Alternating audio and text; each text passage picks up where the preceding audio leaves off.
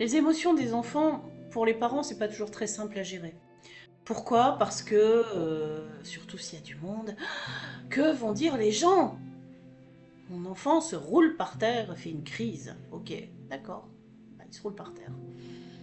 Dans un magasin, ça arrive parfois qu'on a des enfants qui sont super sollicités parce que il y a du monde, il y a du bruit, il y a des lumières, il y a des guirlandes, il y a le Père Noël, il y a des jouets partout, surtout en ce moment.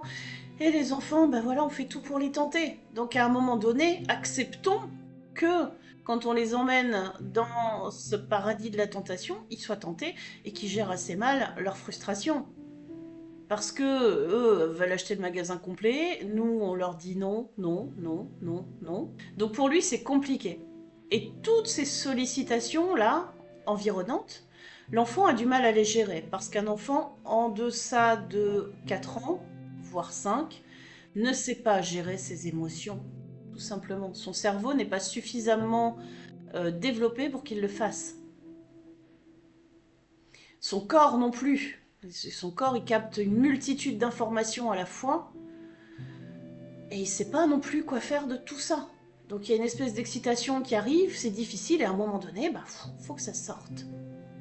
Et ça peut sortir de différentes façons. Soit vous allez avoir un gamin qui va courir partout, soit vous allez avoir un gamin qui va se mettre à pleurer, à faire une crise. Mais c'est pas grave. Le tout, c'est de savoir le gérer.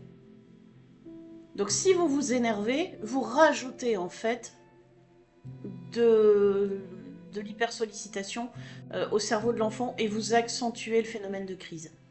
Donc, on se pose, juste, on attend que ça soit fini. On peut attendre en étant sécurisé, sécurisant, en prenant l'enfant dans ses bras s'il veut bien. S'il veut pas que vous le touchiez, vous le touchez pas. Mais vous attendez patiemment que sa crise soit redescendue. En sécurité, forcément. Il faut que l'enfant soit en sécurité. Mais gardez en tête qu'il ne le fait pas exprès pour vous enquiquiner. C'est sa façon à lui de décharger toutes les sollicitations qu'il voit, qu'il ressent, qu'il vit. Pour les enfants, en règle générale, ça sera important de nommer l'émotion. Ah ben oui, je comprends que tu sois en colère, parce que tu n'as pas le jouet, parce que je t'ai pas acheté le jouet que tu veux. Je comprends, parce que c'est un très beau jouet. Et il a plutôt l'air sympa, il sait faire plein de choses. Et je comprends ta frustration. Je comprends que tu sois en colère, je comprends que tu sois triste. Juste ça.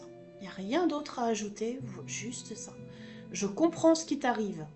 Je t'autorise à le vivre, je t'autorise à être en colère. Moi, je suis en colère, j'ai le droit d'être en colère. Sur la façon dont je vais l'exprimer, ma colère, bien évidemment que ça sera différente.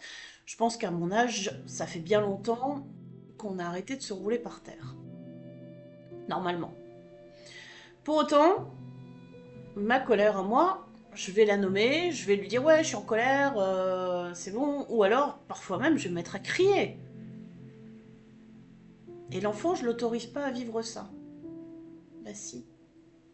Je comprends, t'es en colère, c'est normal. J'ai l'impression que t'es en colère. Bah oui, c'est normal, je comprends. Et l'enfant va apprendre à nommer ses émotions, va apprendre à les reconnaître et vous verrez que les crises dureront de moins en moins longtemps. Et le bonus de cette technique, c'est que moi, du coup, j'apprends aussi à nommer mes émotions. Parce que mon petit bout, là, en effet miroir, quand je vais être en colère, il va me dire maman, je vois que tu es en colère. Hmm. Et là, ça va vous faire tout drôle, mais c'est juste parfait. Parce que l'enfant vérifie que vous êtes cohérent en permanence. Autorisez-le à vivre sa colère. C'est quelque chose d'important. Nommer l'émotion, c'est quelque chose d'important. Ça fait que lui, il va se sentir suffisamment en sécurité pour la vivre. Vous le prenez dans vos bras, vous lui faites un câlin. Vous le laissez juste en disant bah, écoute, je vois que tu es très en colère, j'attends que tu te sois calmé. Je t'attends. Et vous le laissez vivre son truc jusqu'au bout. Et peut-être qu'après, il va venir vers vous, vous faire un câlin.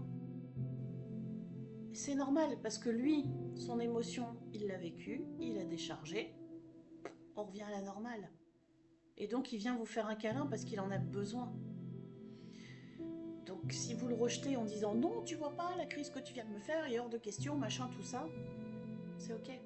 Si vous vous sentez encore vous en colère ou dans une émotion et que vous n'êtes pas encore prêt à faire ce câlin, c'est juste lui dire bah écoute, là moi je termine aussi de me calmer, tu vois.